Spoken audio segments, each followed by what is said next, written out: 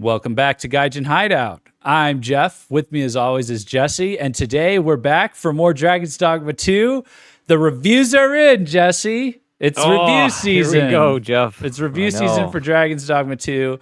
And, you know, we grew up with IGN, love them or hate them. So we have to start with reacting to IGN's Dragon's Dogma 2 review. So that's what we're here to do today. Of course, Jeff. Before we get into that, I did want to give a special shout out.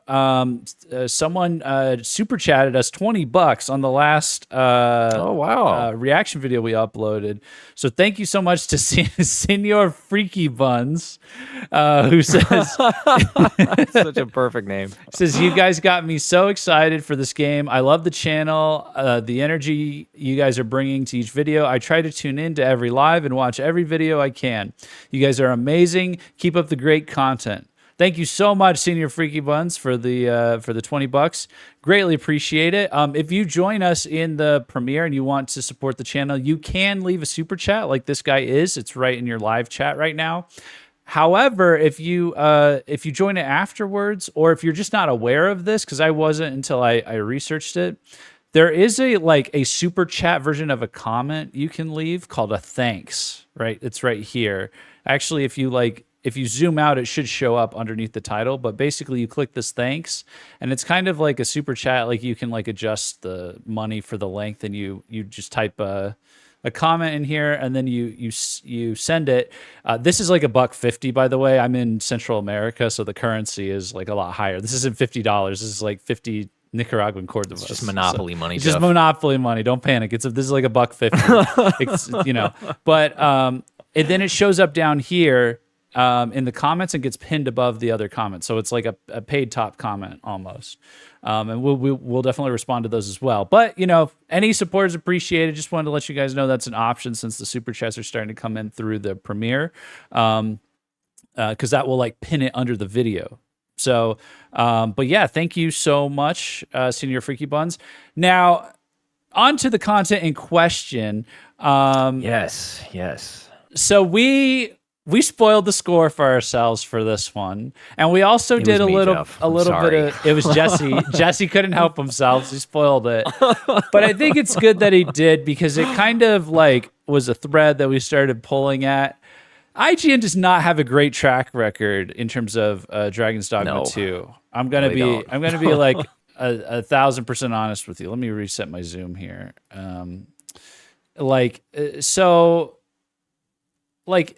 This is what they did to our boy for Dragon's Dogma 1. Oh, that hurts. They gave it a 7.5 out of 10. Innovative, fantastic combat, bland fiction, and technically lacking. Lacking, maybe that's a thing for the times or something like that. But bland fiction? 7.5. Tell me you didn't finish the game without telling me you didn't complete the game. I still have a headache from that ending, Jeff. It blew my mind so hard. Yeah, the ending extended past the credit scenes through the end game. So, I don't know if maybe the ending was different at that time, but I don't think it was. I don't think there was you had the DLC, but you wouldn't rework the whole ending for the DLC. So, and to weigh this down, knock this down by 2.5 points bizarre. Just because of this, especially because this reviewer said a lot of really nice things about the combat. It was unique, innovative, and stuff like that. Now, IGN in general, they also have a history. They just have a history of goofy reviews. I'm setting the tone for you guys. This is this is a good opportunity. The legend. This is a good opportunity for anyone that's ever wondered why we're making, what kind of old-ass meme reference we're making when we talk about IGN and water. This is the Pokemon Alpha Sapphire and Omega Ruby review, where they complained that there was too much water. That was one of the cons that led to them giving it a 7.8 out of 10. Which, by the way, big Pokemon fan here. Best kind of Pokemon in the Pokemon games is the water Pokemon. I'm sorry, Blastoise, Swampert, Mudkip, Gyarados. Give me a break. Give me a break. Too much water, too many HMs. Please, seriously, give me a break, IGN. And this was for a remake of a game that everyone already had consensus on. So this became a meme. So this is if you ever hear us say like, "Oh, IGN, there's too much water." How long ago did this review come out, Jeff? 9 years ago. We're making 9-year-old memes. Oh my god! There's absolutely someone in our audience that needed this explanation. I don't feel bad about taking a little while to start this review now. But so I just wanted to set the context. We're doing this because it's tradition for us. You know, we grew up on IGN.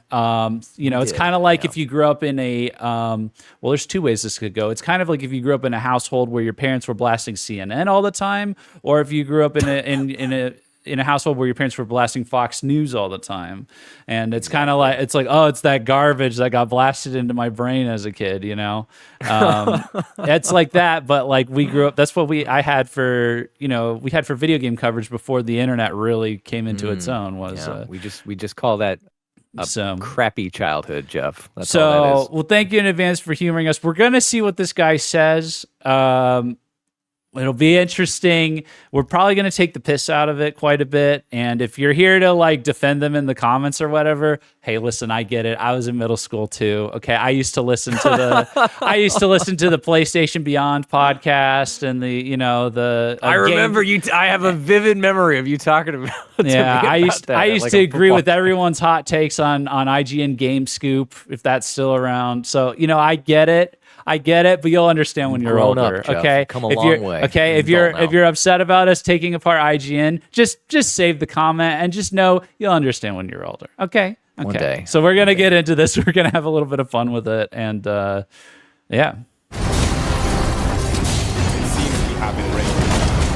In a way, Dragon's Dogma 2 reminds me of Sam Raimi's Evil Dead 2, which was more of a remake of his. Well, can we address can we just take a second to talk about the tin can this goblin is recording on, Jeff? This is just a minute. This has been bothering Jesse the whole time we've been doing sound tests for this because we've had to play little bits of this to get our levels literally right. Crazy. I'm shaking. If I shake my head any harder, my neck is gonna break, Jeff. That's how much this upsets me. IGN, get it together. Get it together, please. Buy a real microphone. I don't know. The previews were great. It sounds like they outsourced it to a guy in the Ukraine. It's like doing it on a laptop. You know, I think I heard bombs going up in the background. Had a deadline. Oh my god! All right. Let's get Sam Raimi's Evil Dead 2, which was more of a remake of his first cult classic comedy horror movie than a sequel. Okay. The much bigger budget allowed Raimi to really dial in his true vision for Ash's Bad Night with the Bad Book. Like Evil Dead. Yeah, that's a good point. I guess no one's going to get that reference in current year. I've never seen that. Why would you start your review with that kind of a comparison? Okay. Nobody's going to understand that. Have you seen that movie, Jeff?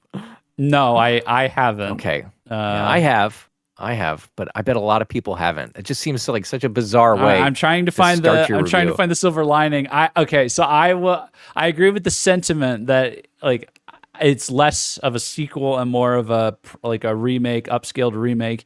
And we are, let me get off of whatever the heck this is.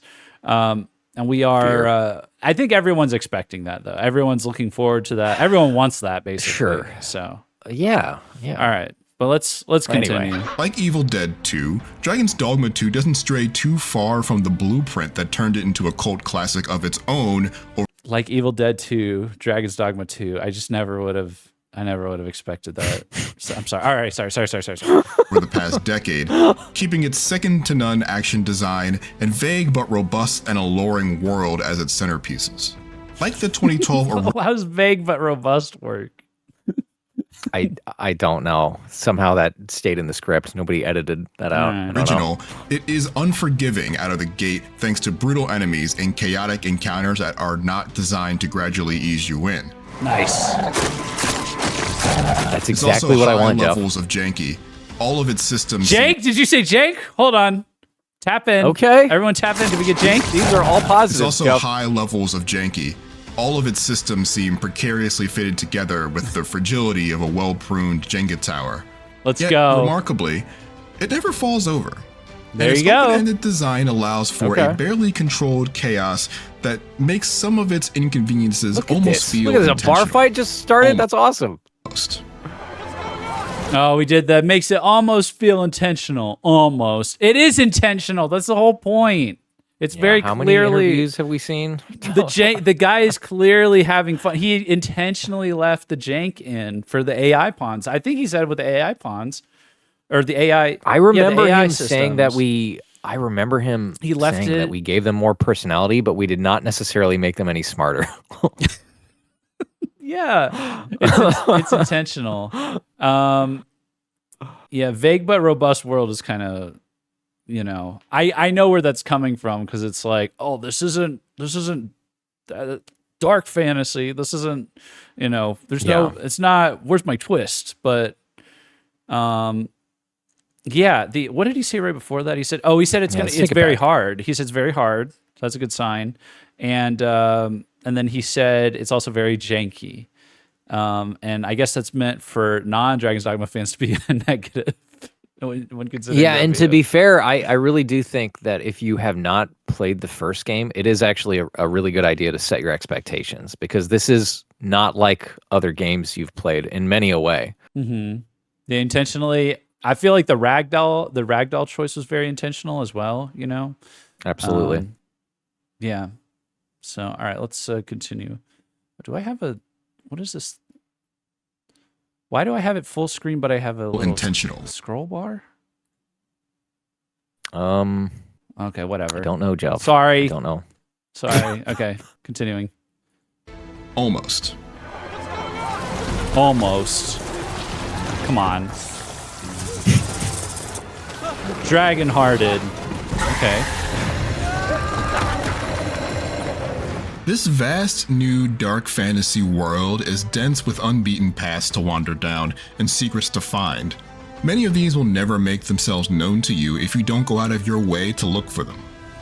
Well done. Okay, I like that. Early on, What? Whoa! Hold on a second. What was go out of that? your way to look for them. Well done. Is that a Korok? There is one. It's just women hiding from you. It's so realistic. Themselves known to you if you don't go out of your way to look for them. Yeah, she's just hiding. You just have to. That's Okay. okay. I wonder if The that's fact a quest, that- maybe. I don't know. Yeah, clearly it's a side quest, but the fact that that's not just an item that's like hidden away in a really high up, janky hidden place, and it's like a whole person. That's like awesome. Never That's make so themselves interesting. known Yeah. to you if you don't go out of your way to look for them. Well done, Arisen One. Early on, simply walking from quest point to quest point through the verdant forests or dusty crags is a huge risk, as the wilds of Dragon's Dogma 2 are filled with creatures. Yeah, that sounds very who would familiar, love to Jeff. Yeah, it does. It does. I'm excited. Probably good we're starting with the thief. make you lunch. While lots of open world games with day-night cycles stress the dangers of venturing out when the moon is high, I don't know of any other game that has a more brutal night than this one. Let's go. We're being raided. Oh no. The explicit lack of waypoints and map markers for Okay, so you can get raided by normal enemies too. It's not just Yeah, it the looks boss, like the griffin. Yeah, the griffin and whatnot, right? Yeah. the game that has a more brutal night than this one. Wake up. We're being Let me see This something. high. I don't Okay, it looks know like of any other game that has a more brutal night than this one. okay. At least you heal up before you get raided. Yeah. Wake up. We're being raided. Careful now. The explicit lack of waypoints and map markers Oh my god! I just thought of something horrifying. What if you can't beat them when you get raided? You're just driven out of your camp in the middle of the night.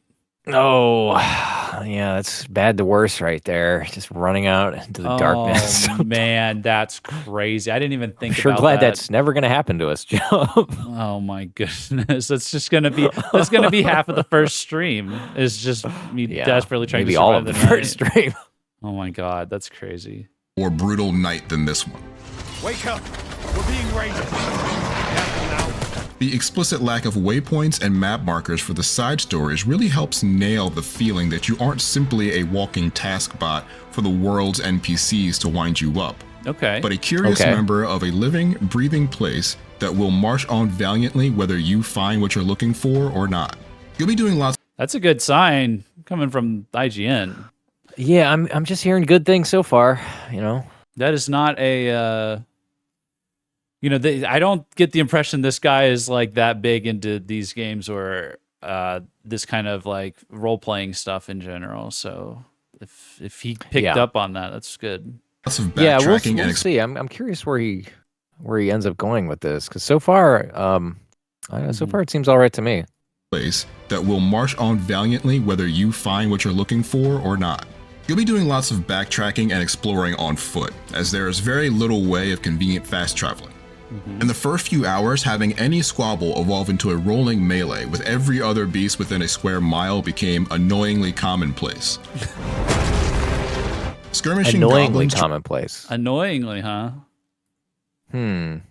Well, what's the rush? Where were you trying to go, pal? You got to get good. Yeah, it's almost like you're supposed to do a lot of fighting in this game or something. Yeah, were you on a I don't know. deadline or something? Were You know? Did you have 24 hours to get this? We're not review on a out? deadline. We're not going to be on a deadline when we're playing the game. became And annoyingly that's always the commonplace. problem with these like, you know, big outlet reviews is it's sometimes you just feel like you get kind of gypped, you know, they're rushing your order out. so to speak. It is. They really are. They really are rushing. You know, I saw a YouTube video, a video review, and you know what? I don't even think it was a media outlet. I think it was a straight up like a YouTuber channel or something. And Right. it said it was a review after 10 hours of playing. 10 hours of playing Okay. Dragon's Dogma 2. They played 10 hours and they wrote a review. I don't know how you can even give like an initial thought on this game after 10 hours. Honestly. don't, you know, Any squabble What would you evolve have into to a say? rolling You know, like I don't know. I'm kind of more of a fan of just, like watching a streamer live it for 2 months, you know. yeah. By the way, I join would our not be calling that a review. Speaking of, you can do that in our live streams every Saturday at 3 p.m. EST. We will be streaming Dragon's Dogma 2 when it comes out. We will be living, breathing this game. You will get a true, proper review, just broken out into 6-hour increments across like the Several whole year, months. the whole year potentially. The first few hours, having any squabble evolve into a rolling melee with every other beast within a square mile became annoyingly commonplace. Skirmishing goblins trying to keep their distance from you and harass you at range might attract the We'll attention see though. of I an mean, ogre. we to be fair, like we haven't played the game. I doubt I'm gonna get annoyed, you know, because half of what I want to do in this game is just be awesome in combat. Yeah, So this is actually a bonus, a plus for me because right. I'm going from like playing just barely any of the classes, really like playing like a narrow like progression line in the first one to I want to try and play all of the vocations in the second one. And even if we're just starting with the first 4 and this issue is happening from the jump, that's probably fine for me because my concern was that me switching from playing a handful of vocations to like all of them was going to like overwhelm the game system. You know, that's my concern is there's too little to do for like the Too little content. like how wide I want to go with it, which is I want to play all of them. I want to get good with all of them. Really, if there's time and it's not insane, I want to like master all of them. So like if it's like, oh, it's annoyingly commonplace that like you're getting pulled into all these fights, it's like that's kind of what I was. Yeah, that's very exactly subjective, What I'm you hoping know. for. So that's fine. That's good for me. Skirmishing goblins trying to keep their distance Splat, from you yeah. and harass you at range might attract the attention of an ogre who now must smosh through the combat. And in turn, this attracts the eye of a griffin to dive bomb the encounter like a feathery wrecking That sounds awesome. Everything what described the there sounds fantastic. Why does he sound so annoyed about this? This sounds insane. The review's got to be done by midnight, Jeff. We don't have time for these big, amazing encounters. Well, that's okay? why he's got to be a streamer, okay? If you're going to have like an ulterior motive, like at least make it work in the favor of you enjoying the game. I'm a streamer. If you're telling me like every 5 minutes this is happening, that means every 5 minutes of my stream is a clip. I'm going to have fun and I'm going to get clips, okay? That's what fine do you mean? for us. Every 5 minutes we're gonna get the battle from the 2 towers. Oh no, Jeff!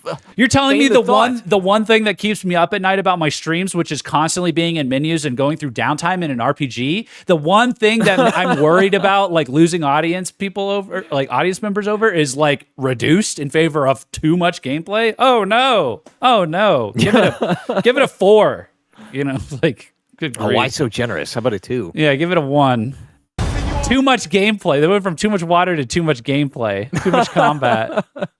Too much Dogma. Onslaught and the behemoth soon topple. It's a tough learning curve, but it eventually gives way to a rewarding feeling of a stronger, smarter you walking through a valley that gave you heartache 10 hours ago and navigating it like a well-oiled machine. Look at the wounding effects on the Yeah, I saw that. the Heartache side 10 panel. hours By the ago way, you see and this? navigating it like a What? He's in town, by the way. Oh, I didn't even think of that. What's it doing in town? Great question, Jeff. Oh man, maybe he lured into town and it like makes it easier for a guy. He's a fighter, right? Like makes it easier for him to jump on him. Looking at the mini map, it looks like he might be close to the walls. Perhaps I can't really tell that, or it's Oh like, yeah, oh, it looks like he maybe wandered in through here or something. Or from yeah, some. We'll see. We'll see. Okay. Well, it sounds like he pushed through it and he enjoyed, and he understands how it works. I just don't Yeah, think to it's be going to be fair. that miserable, from the start. It's No, not it's like just very- we're in an era like everyone's played a Soulsborne game, or a Souls-like, like, is it Yeah. really going to be that much, worse? Like my experience wasn't that was fine in the first one. I don't so. know. gave you heartache. Yeah, it's like complaining about the having again too much gameplay. The thing that you came here for. Mhm. I don't But it know. eventually gives way to a rewarding feeling of a stronger, smarter you walking through a valley that gave you heartache 10 hours ago and navigating it like a well-oiled machine. This dynamism is present in Dragon's Dogma 2's story and quests as well. I wouldn't call the main story at large that remarkable. You play as the near-immortal Chosen One, the Arisen, who has their heart stolen by a dragon that you will be forced to slay one day in order to save the world. You but fell that fiend. It's Sounds the familiar. exact same premise as the original Dragon's Dogma, with a bit of a Game of Thrones-esque spin in the political intrigue that is good, if not all that special in a world We've all made this comparison at this point. where every fantasy story has IGN similar finally. influences. But on a couple of occasions, Dragon's Dogma 2 takes a major turn and upends what you've come to know and expect so far, and the characters themselves gave me something to love even outside of that larger plot. I speak only the truth, as you well know. The first time you walk into a city, you'll be bombarded with people who are happy to see such a capable-looking problem solver in their midst. Many of Thank God someone with his act together. Oh, we need your help bad, dude. I I'm cannot tired of the bums around here, Jeff. I cannot get anyone to carry these apples for me. Without spilling them everywhere. Please take these, okay. Well, it sounds like the enjoyment he got out of it was not centered around the plot, but around the characters, which makes sense based on the director interviews we've seen, where it's like all the focus has been on bringing the characters to life and just kind of letting the world act as a sandbox. Yeah. I don't think anyone wants like a robust story for this game. That's why like I'm kind of concerned because like the Well, review. I said it before, but it's kind of a bonus. You know what I mean? Like, I'm not necessarily here for the story. I'm here for just the incredible action, the world, And if the chat- story is Yeah, and the chat and the comments totally agree with you on this, by the way. Like, yeah, and if the story is amazing, I'm gonna take it. And I got to be straight with you. The story in the first one, I think, is pretty intriguing. So it starts off a little bog standard, but the direction it goes in is just kind of insane. yeah, by the way it ends is like unhinged, like it's crazy, Right. So, but yeah, I guess that's my general concern with these reviews is that they do. It seems like they weight story and like other things that aren't the game, like is equal to the game. So we'll see. Yeah. Yeah. into a city, you'll We'll be see how that bombarded affects with everything people at who the are end. happy to see such a capable-looking problem solver in their midst. Many of the quests that they offer you are pretty mundane RPG fare, but some at least put a twist on the genre staples by adding time limits or unclear consequences. Yes, you just got 3 quests at once, but if one involves saving a kid from a pack of wolves, the clock is ticking down until he becomes dinner, so you'd best prioritize accordingly. That's interesting. So we're kind of going to get it in batches as we just wander through places. Yeah, that seems to be the case based on some of the other stuff we've seen. Is like you go into town, everybody talks to you, gives you a quest, and then off you go. Right, but it also sounds like he's saying that like the you know, the combination of the quests will like determine how you prioritize them. Like if you get one that's time sensitive, you're gonna do that one first. Yep. And maybe you collect things for like a fetch quest like along the way or something, you know. Right. Like Mm-hmm. so hopefully it sounds like they're pretty smart about it.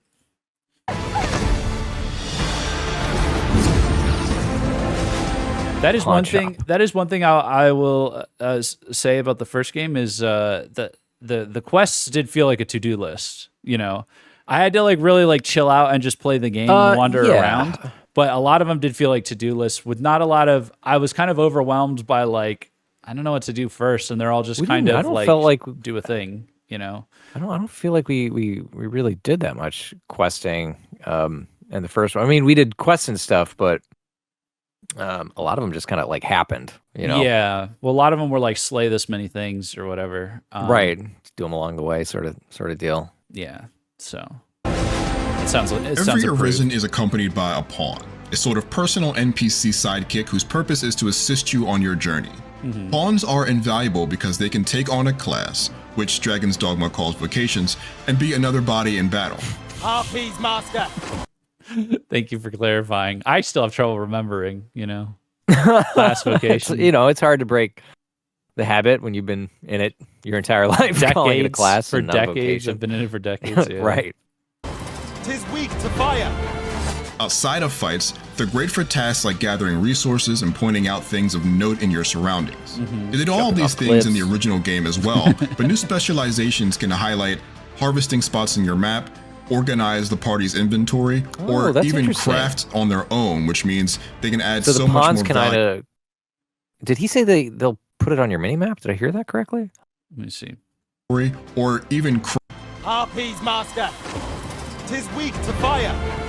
outside of fights, they're great for tasks like gathering resources and pointing out things of note in your surroundings. They did all these pointing out things of note in your surroundings. they just point them out. They don't things in the original game as well, but new specializations can highlight harvesting spots in your map, keeping you in the game. This is what's new. This is what's new. What he's saying right now is okay. Highlight harvesting spots in your map, organize the party's inventory, or even craft on their own, which means they can add so much more value this time around. That's awesome. Yeah, I am so interested in that aspect. Your inventory is interesting. Yeah. How's that gonna? Is that gonna be more helpful? Referencing there. I don't know. Maybe he's just referring to the ability to sell stuff. You know. I don't know. This seems like a weird way to word it, though. You know. Well, it seems it's been kind of a weird review so far. Okay, but that seems particular. That maybe it auto organizes for you. You know, so you don't have to go in and click the button. Yeah, maybe that'd be nice. Yeah. I'd gladly see you put what I find to good use. Pawns can even be sent off to join other players on their adventures, learn from their experiences, and bring back items and knowledge to share with you. It is clever. Oh, Pawn Quest. Okay. We've seen this in other games. Send them off to do their own thing. Pawn traveled with Ringo, young Elmo, Sola. Oh. Wow. Okay. Their adventures, learn from their experiences, and bring back items and knowledge to share with you. This clever asynchronous multiplayer system was groundbreaking in 2012 and I guess I just never did it. I guess it was in the first one and I never did. We never did it one single time. Sorry. Whoops. Okay. Okay. It was just as innovative in 2024 because there's still not much out there like it. And not everyone did it, I guess, because I didn't do it one time. But that's cool. That's cool that they just innovated in that one area and nobody else like picked it up. That's kind of funny. They aren't always a boon, though. I'd never want to leave shelter without one. But thanks to inconsistent AI, pawns can get themselves into all sorts of trouble. Thank you, master. They often get isolated by enemies and picked off, which means you need to run to their unconscious bodies to revive them, or they'll poof out of your world. Did you see this goblin just like rush you with some kind of special move? Again, Did you see that? Oh my goodness! By the way, I don't mind this. That's how it is. The way it is like it doesn't feel like that glitchy. When I'm yelling at Just Revious, I just do feel like I'm yelling at a teammate that's just getting getting screwed over. But thanks to inconsistent it's just AI, part of the game. I don't mind it either. Pawns can get themselves into all sorts of trouble. Thank you, master. They They often get isolated by enemies and picked off, which means you need to run to their Look at this right here. unconscious bodies to revive them, or they'll poof out of your world. What is that? Did you see Yeah, he did that? like a jump. Yeah, Dude. interesting. It was like purely horizontal. Flying jump. Oh my goodness. I've had pawns die in pretty silly ways, mostly by falling off of narrow bridges because they made the terrible choice to fight in the middle of them. Oh no. You can command them to help you. I don't know if that was supposed to show us that, but it didn't. Oh, he's right there and he's about to fall or something. Yeah. Okay. Yeah, it looks like he's about to fall in the water. Yeah, that was a pain in the ass in the first one. That was usually when the pawns died. It's like on a bridge. Yeah, it depends on how much it happens. Because I mean, in the first game, it didn't happen that much. You know, Yeah. wasn't that big a deal. Well, we put like just 55 hours into the first game, 56 hours, Yeah. something like that. So if we put more, maybe we'll If- see more. You know. If it's all the time, then that's pretty annoying. I agree. But every now and then, you know, it's no games. It's fine. I don't mind. You can command them to help you, wait in place, etc. But these orders are finicky, and they'll take their sweet, agonizing time to follow them. Defend the Arisen. That is true. That is kind of like, why do I even have these abilities? I just like, come here. In a way, I'm kind of relieved I don't have more control over them because I do like just controlling my own guy. And Right. I think once we figured out that you could manipulate more or less, I'm pretty sure it was like 1-to-1. You could just like manipulate like what happened with your pawns in the battle by just adding and taking out skills. Like that kind of made things a lot easier because we could just we could start from nothing. We could be like, okay, Jess Revius, you're doing nothing but Belied, okay? And then it's like, all right, well, That's always the right build. if I wanted to get more nuanced about it, I could add more to, and I would focus on Jess Revius, my pawn, like my primary pawn first. And I would add like another. Jess Revius was a A sorcerer for boon people that you don't want, know. or you know, some other spell. And add a boon, and it's like, okay, so how often is he spamming the boon versus like, you know, charging up the Belied, you know, and then And maybe, I don't even you know, feel stuff like that. we were necessarily doing it the best way, you know. No, we didn't all I really know. give that much thought to it because we were on a Right. deadline for finishing this game before Dragon's Dogma 2. But Mm-hmm. for this one, I think that's one that's a to do. I think that's like a something we can add to the to do list is to really get inside the minds of the pawns as much as we can, you know, and optimize that. Usually pawns are at least competent though, and they ensure that combat is king in Dragon's Dogma 2. When it clicks, it is peerless among its action RPG contemporaries. Wow. The swinging, Okay. shooting, and chopping feels solid and satisfying every time you make contact. Good. That's new. That's like a thing that was a little missing. It was okay. It was good. you in the think so? fir- It was Okay. good in the first one, but it wasn't fully. It wasn't super solid. You know, it was just Right. a little dated because it's an old game. You know, it was probably insane for its time, but compared to Yeah. like what we have Yeah, now, sure. like you know, it needed it. It could have used more. So that's good to hear because he's judging this in a post Elden Ring world and a post like it's not even just post Elden Ring, it's post like Souls like world where like everything like that's turned into its own genre and I'm people not gonna care more know- about the feeling of the combat and stuff now. Right, exactly. I'm really not gonna know until I have the controller in my hands. To be honest, everything I've seen looks great. So. Yeah. It's to me like what I've seen. It's looked like it feels like other games that I've played where the combat hits like mentally. It hits you right in the dopamine receptors. So it's good stuff. How you fight naturally depends on your vocation, and fans of this series will be relieved to find out that other than separating the melee and ranged portions of the old Strider class into two separate options, the returning vocations are just as excellent and diverse as they were in the previous game. Expressive animations and skill diversity ensure that even if a vocation has a singular role it can play in battle, there's more than one way to play it. Yeah, and we've kind of gathered that just Of based the on the new huge variety of skills. they've Vocations and skill diversity just as put in the excellent game. and I'm sorry, say that again. Yeah, we've kind of gathered that based on, among other things, just the huge variety of skills they've put in the game. I wonder if he means he doesn't like that the Strider got split up into two. I wonder how I'm going to feel about that. If Thief is enough on its own, if Archer's is enough on its own. Yeah, I don't know. Strider for me really just turned into like they might as well. In retrospect, they might as well have just not had the Archer option. You know, like for how bad I was with it, how much stamina. I wonder is how many drained. people that happened to. Yeah. So. Diverse as they were in the previous game. Expressive animations and skill diversity ensure that even if a vocation has a singular role it can play in battle, there's more than one way to play it. These booned, like the spoon they sword look, and shield yeah, look the effects amazing. look By the way, incredible. It looks awesome. Unless is that his actual?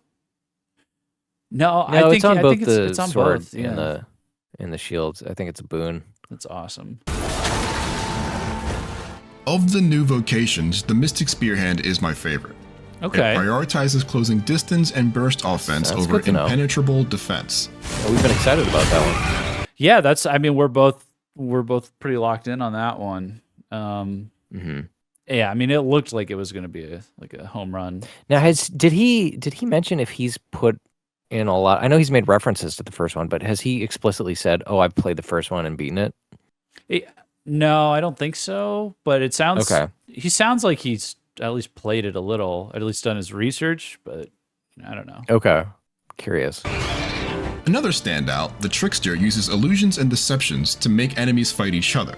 And Also, one thing to know is that this was written. There was a credit to a writer, and then the guy who's speaking is different. He's reading it out. Okay. So you're probably not going to hear too many direct like I, me, that kind of stuff because it's not the same guy. I don't think. So another standout, the Trickster uses illusions and deceptions to make enemies fight each other. And for my money is the "you smoke too tough, your swag too different" meme in physical form. you smoke too tough, you swag too different. Sorry, that's a little too. What? All right, Jeff, Mr. Meme Lord, are you familiar with this one? That one's a little too urban for me, man. It's a little too. I think I've never heard of this. I'm just like, okay. I don't know. Did anyone get that in chat? I don't know. Did anyone get I got the Evil Dead thing. I don't know about this. Did anyone let us know in the comments what that is? What that's all about? I don't smoke enough. Physical That's my form. problem. We must do whatever we can to knock it off. No matter your vocation, there's a huge Monster Hunter influence on combat as well. Appropriately, since a chunk of the combat design team at Capcom works on both series. That's cool. Monster Hunter looks nothing but awesome from what I've seen of it. So, like, Capcom I know, works another on both game we series. need to get into. yeah. Large monsters and even smaller ones have many possible targets of interest on their body, like a Cyclops' eye or a Saurian's tail. Targeting them could do more damage, stun them more regularly, or take that limb off, completely altering the enemy's attack patterns and possibly granting more loot. Wow. So it's that fleshed out. Because from what I understand, that's how Monster Hunter is. Yeah. I guess it was a little like that in the first one. Not too I'm much. a fan of that. Yeah, if you cut off a tail, you get more loot. I like that. Yeah. Yeah, that happened in the first one. Like I remember like a Cyclops skull, tusk would fall off or something. Oh, that's right. Yeah, good point, Jeff. Yeah. Patterns and possibly granting more loot. I rejoice in how impactful choosing to spend the effort to take these kinds of advantages always felt, especially when you're fighting groups of big enemies and need to thin the herd quickly. What the hell just I happened love there? that. I love that. Okay, so he fell and like turned into a bridge, and then he got knocked in the thing. Was that like, oh, he was trying to keep himself up, like keep himself from falling? Right. Yeah. Wow, that's so smart. That's funny. Always felt, especially when you're fighting groups of big enemies and need to thin the herd quickly. Oh yeah, he cut his foot. That's so funny. That's funny. On the other hand, I don't approve of how janky climbing enemies feels, something you'll be doing often to bring larger foes down to size. Interesting. It's easy to get disoriented while Feels climbing janky through climbing no enemies. Yeah, it was like that in the climbing enemies in the first one was super janky, but it's super fun. Okay. So, Okay. It didn't Yeah. look Well, that I mean, if it's janky, fun, it's hard to tell. Again, it's another one of those. I need a controller. All right, well, let's hear him things. out. If Let's it's- hear the description yeah, out real yeah. quick. often to bring larger foes down to size. It's easy to get disoriented while climbing through no real fault of your own, and if the monster jumps into a corner or pressures you against the wall, the camera reveals itself as having been the true villain all along, making it absolutely impossible to see what's going on for as long as you're stuck there. Oh, shoot. Oh. More than once I Right, have some taken camera big issues. damage or even died because I was body blocked by my foes, and that has never been a good way for a fight to end. Even if Okay. Did we have any problems with the camera in the first one, Jeff? On Grigori, it was kind of a mess when I was trying to climb up under his heart. In general, with the with the Drake and stuff like that, it was kind of like that when I was trying to climb up and stab their hearts when they were on the ground. But maybe I just shouldn't have been climbing on them while they were on the ground. But Cyclops was a little, they flail around. It wasn't too bad. I was more enamored with the fact that I could climb on them so much, Right. And part of that I feel like is a bit of a necessary trade-off because they are flailing around. They are trying to disorient you. Like your character, like when they flail around enough, your character's climbing animation stops and he's just holding and kind of hanging there for a minute, and then he rights himself and then you can keep going. Like if you try to move, when that happens, you won't be able to because your character's hanging on for dear life. The part in the movie when they're climbing and they slip and then they're hanging on for dear life and it's whoa, and then they get it together. That happens to you all the time when you're climbing. So there is this element of they are trying to disorient you. They literally disorient your character sometimes. And so sometimes it can be a little That's jank. interesting. I think what's new in this game is there are a lot of ledges now, high, low, high, low, high, low. So that's probably where his camera, the camera trickery is coming from. Okay. So body blocked, I wasn't sure if that was in reference to the same thing. He said he got killed by being body blocked. I don't know if that meant he just got boxed into a corner. I guess that's what that meant, but just don't do that. Just don't let him do that to you, you gotta get good. Gotta get good. If the guy could, if you have the opportunity to corner an enemy, you're gonna do it. I think cornering is a valid, maybe it's a little janky, but cornering is a valid tactic for someone to use against you to take you out, So this seems that part seems more BS than this part. If this is he got cornered here or something. More than once I have taken big damage or even died because I was body blocked by my foes, and that has never been a good way for a fight to end. Even if I'm not getting... Playing as the mage, by the way.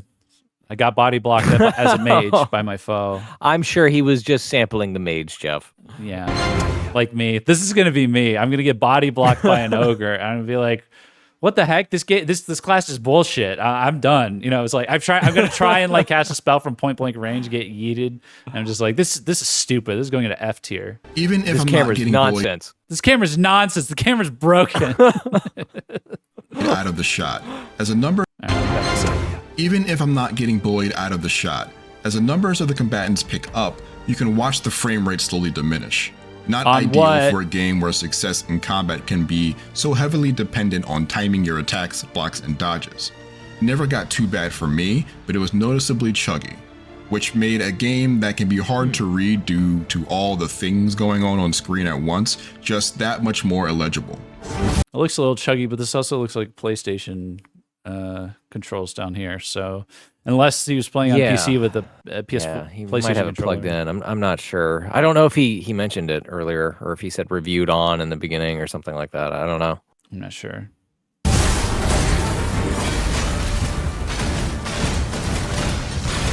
Dragon's Dogma 2 is a strange and wonderful game that seems haunted by some of yesteryear's bugaboos. It is a bugaboos? It's a word. It's a word. I don't know if I would have used it, but it's a word. That's it. I mean, what the heck? Some of yesteryear's bugaboos.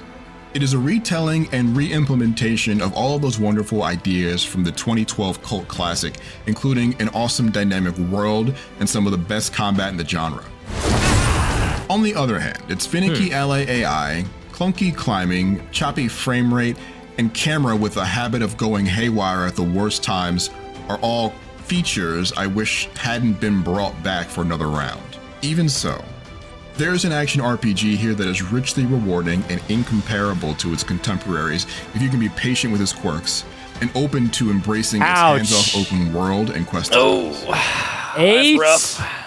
8. Right in the Okay. soul, Jeff. Right in the soul. Hold on a Comparable second. to its contemporaries if you can be patient with its quirks and open to patient with embracing the its quirks. hands-off open world and quest designs. And open increasing its hands off open world quest design. Okay.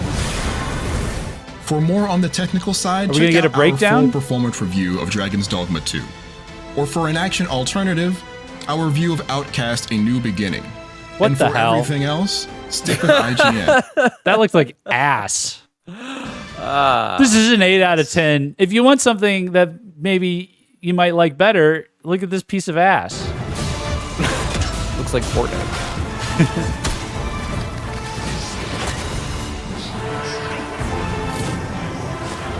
All right, are we going to get a breakdown or no? Okay, they don't do the score breakdown anymore. I guess not. Yeah, they hit So it. Too embarrassed. he didn't What do like the comments say, Jeff? he What's the didn't top li- comment? He on didn't this? like the jank enough to. The top comment is crazy, by the way. The top comment. What is it? The top comment is glazing. The top comment is doing it for free. Okay, it says incoming comments saying it should be a higher score, even though no one has played the game yet. Love it. Love the glaze, Jeff. Glaze me up. Let me Glaze me up, Can I Jeff. leave a reply on this? Bro does it for free. There we go. There we go. Does it dirty for free, Jeff. He does it for free. He's doing tricks on it. That's crazy to just stick up for IGN like that. Well, my here's the gosh. thing. I mean, like a lot of this stuff, a lot of these complaints, I can see being legitimate, but do they really impact the game? I can see knocking You it know down what I to a mean? 9. Oh, here you go. Right. Reviewed on PlayStation 5. Oh, there you go. Oh. Interesting. I've heard some interesting things about PC. I've heard there's some performance issues with frame rate on PC. yeah. And that they're We're gonna going to find release out. a patch in a couple weeks. But that's just things I've seen and heard. Okay. Huh. But you have to understand the difference between like my PC and a PlayStation 5 is like light years. So if it's like performance issues, it might be Yeah. like, this isn't my 4K, sex for my eyes that I wanted, like it might just be a little bit of that. I don't get 20,000 frames a second. Oh. Yeah. So if they reviewed on PlayStation 5, we should probably find one where they reviewed it on PC. Yeah. I want a score breakdown though. I need to see I demand a score breakdown. Let me look here. Yeah. I don't know. What do you? I don't know, Joe. I You think- might have to go to the. You know what? I think you're gonna have to go to the written review on their website. I bet if you go there, you'll find it. Yeah, I'm gonna pull that up.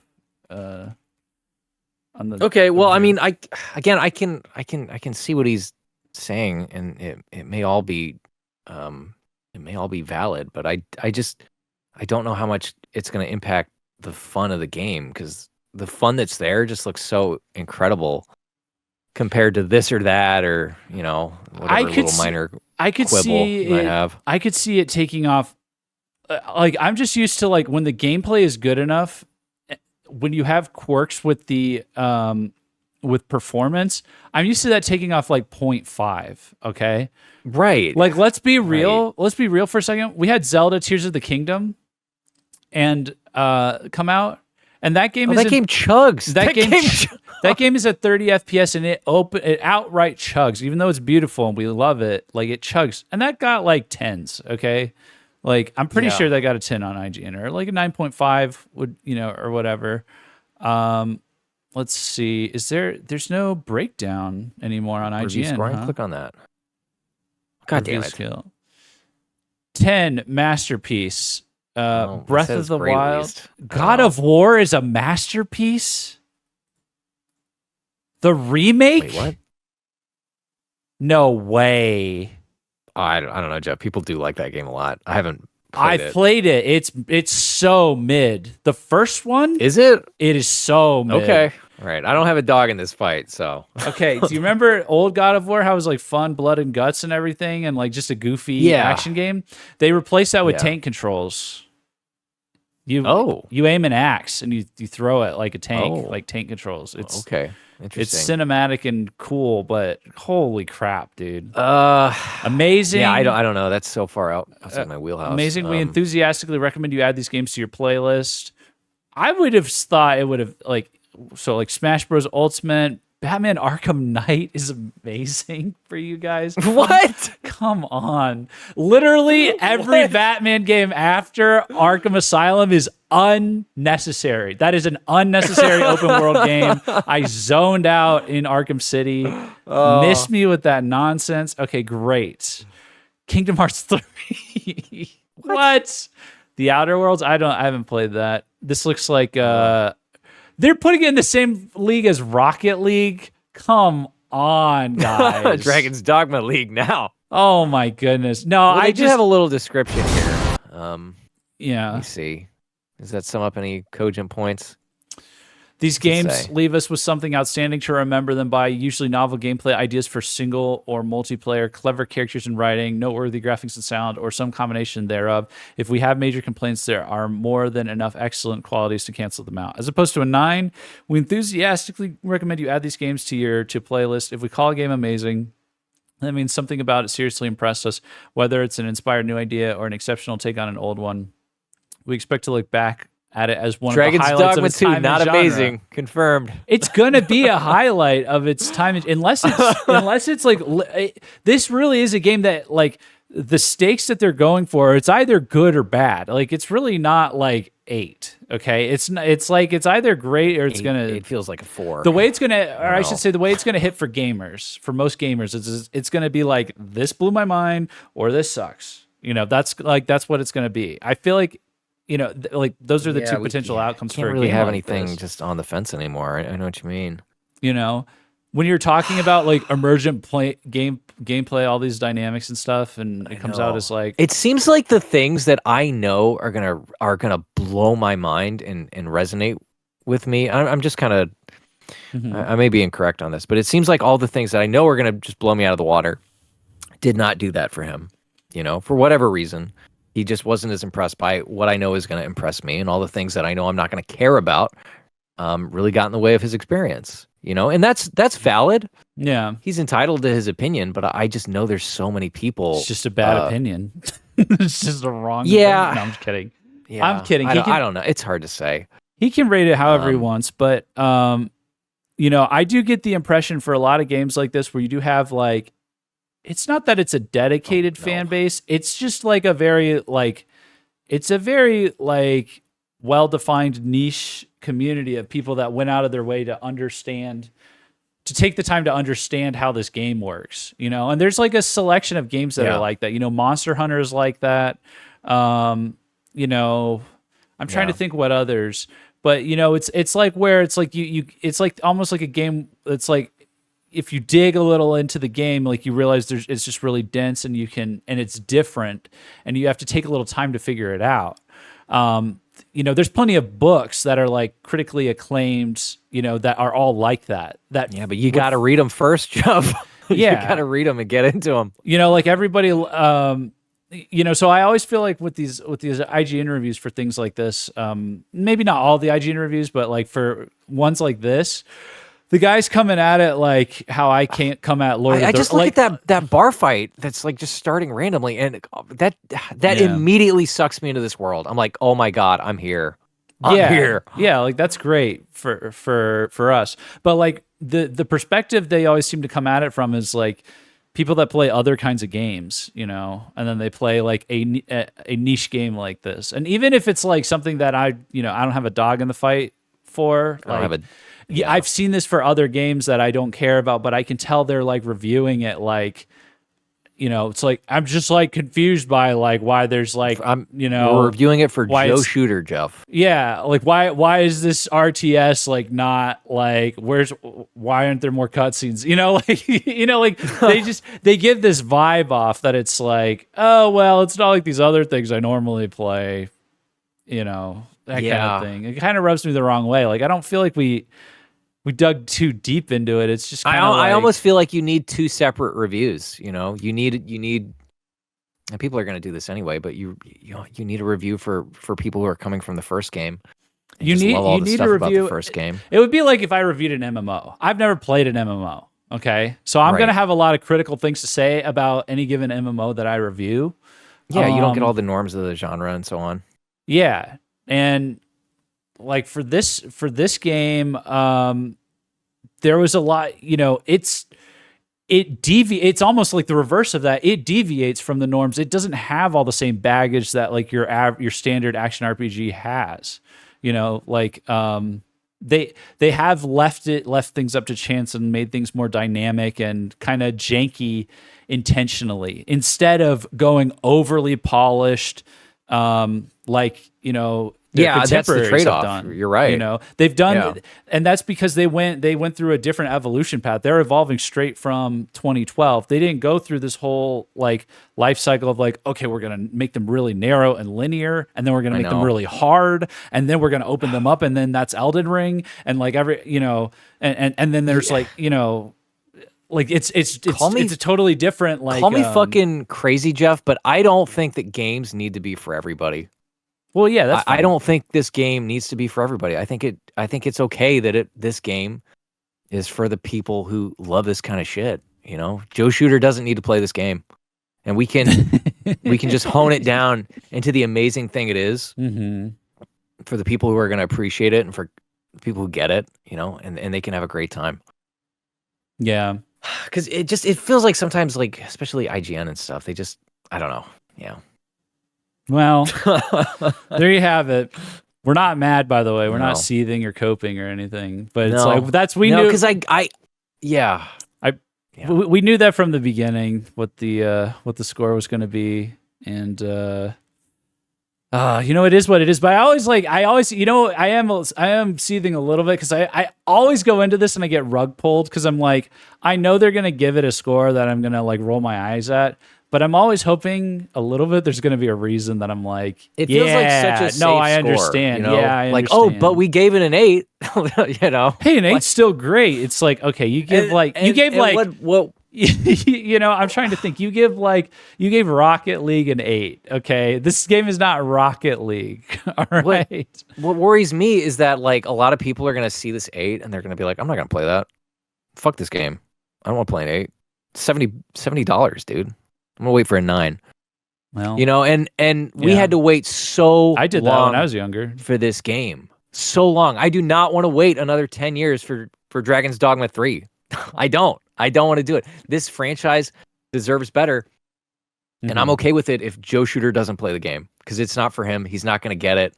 You know, I'm not playing his games and I'm not expecting those games to be for me. This game does what it does well, and it does it really goddamn well.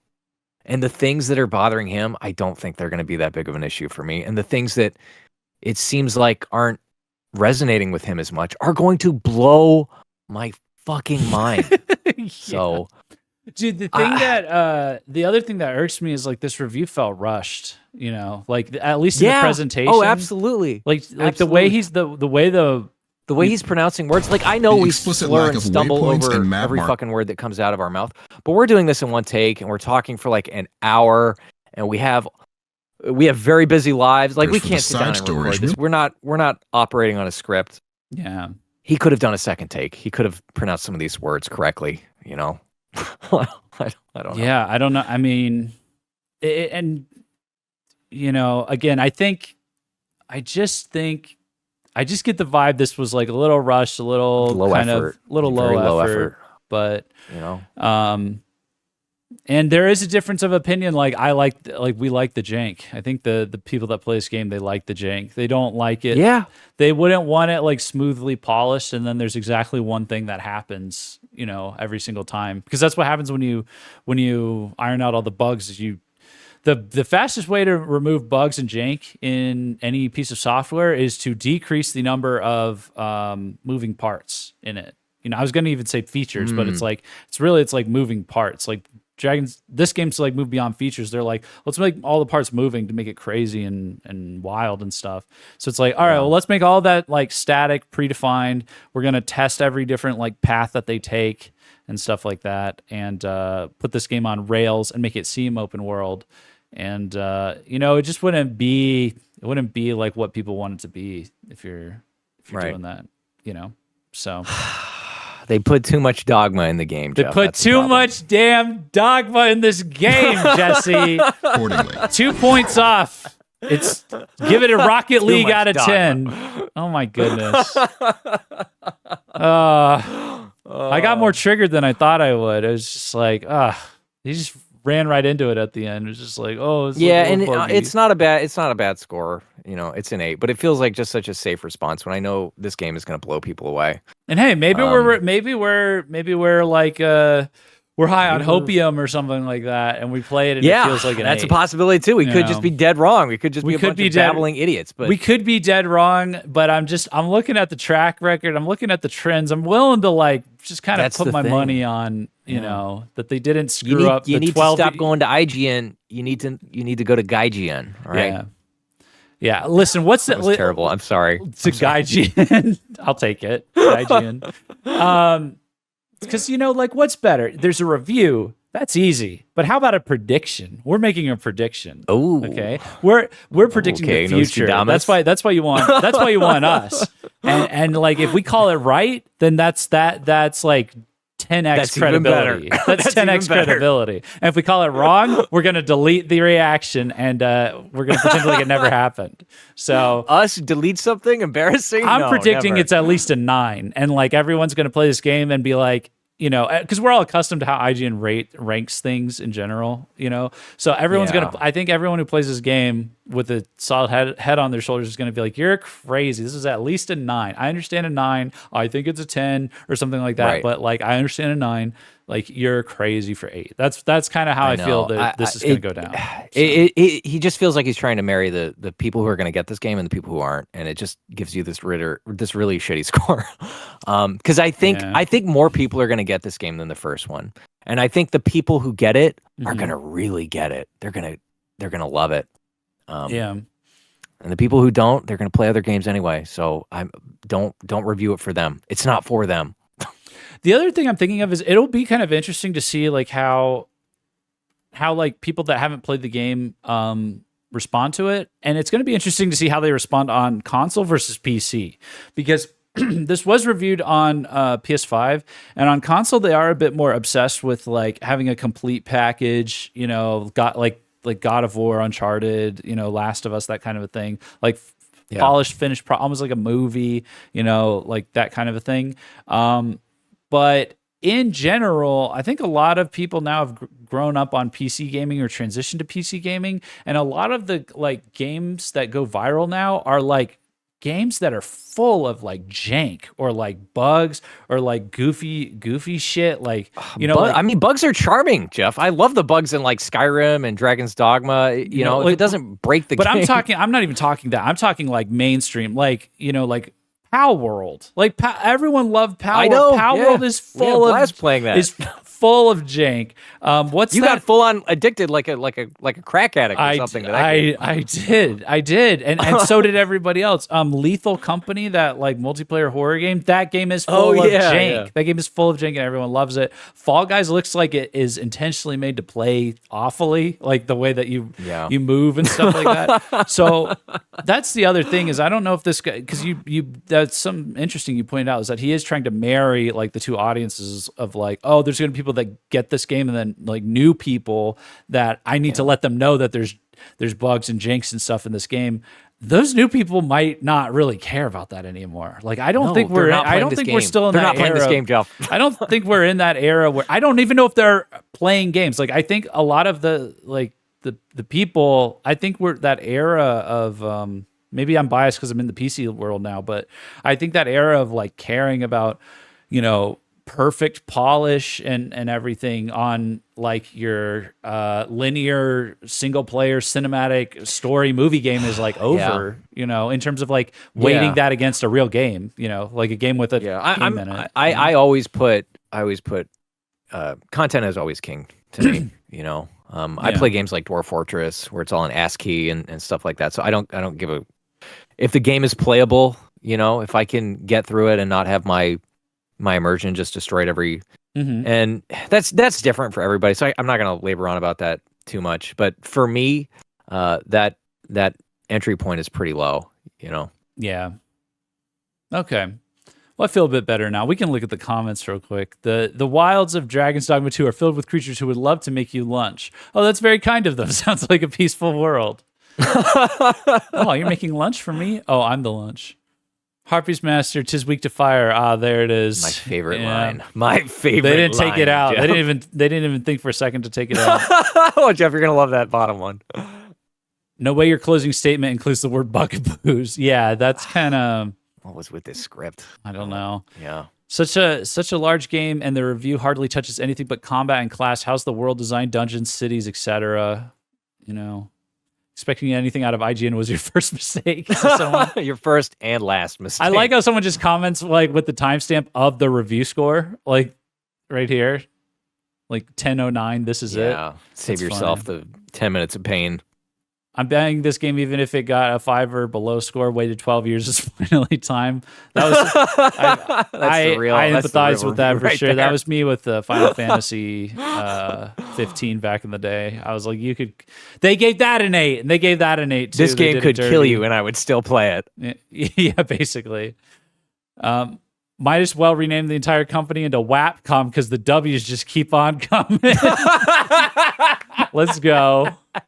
The reviewer seemed almost like he was bored or sleepy. He recorded that in bed on his dying. laptop. This review made me sleep. As long as the game isn't crashing and breaking, moments like this easily make it a 10 out of 10. That's what I mean. Is like, for me, I don't give a shit about that kind of stuff. Oh, this is that initial part that they're referring to, is like these kinds of moments, like bring it up to 10 out of 10, where you have the ogre and then bam, here comes a griffin. Oh yeah. That's crazy. What other game's doing that? No, this isn't about the jank. This is just in the beginning where all the enemies are like doing combinations. I know, and stuff that's like that. so incredible. Like, what is what other game does that? Unscripted. I can't think of one. Yeah. Yeah, that's what we want. Did that MF just dab the Arisen after battle? Let me see. Or just dap the Arisen? Yeah, he did. Yeah, he did, son. That's your instant 10 out of 10 as you get to high five your pawns, charming. It's just such a charming like little second where you're just connecting after a win. All right, well, we'll wrap it up there. Thank you so much for watching our reaction to this. It's less of a positive thing, more of a negative thing, but it's IGN. We wanted to kind of switch it up a bit because it's always tradition for us to react to IGN, just in general, because we grew up with these goobers, and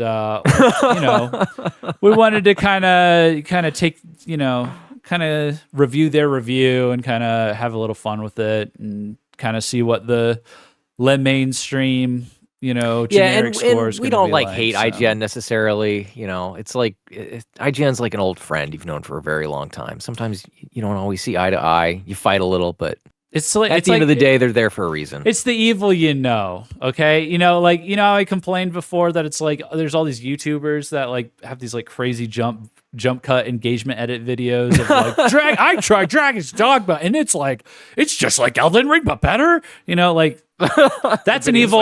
That's an evil I don't know. So my bias is like I want to stay away from that. But the evil, you know what you're getting with this. We knew what we were walking into with this one. It was going to sting a little from the low score and the lack of reason. It was going to give us a few things to make fun of, and it was going to be kind of familiar, like a familiar struggle, from our upbringing. As we grew up with these people, and then we sort of developed our own opinions, and we were like, what? Why did we listen to them? So it is like that. Yeah, it's like an old friend, an old enemy, an old evil, something like that. Anyways, thanks for watching.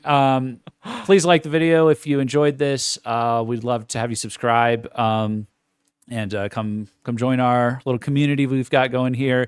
We do have a Discord of people that are talking about the game right now. The link to that is in the description as well. And beyond that, like our main thing is we're live streamers. If you can't tell, because this video is over an hour, this is the main thing we do is we talk forever while stuff is playing in front of us. Endless talking, Jeff. So we do go live every Saturday, 3 p.m. EST here on this same channel. And we are going to be starting Dragon's Dogma 2 this Saturday. So that's going to be our bread and butter. So super excited for that. But yeah, thanks for watching. Peace out. See ya.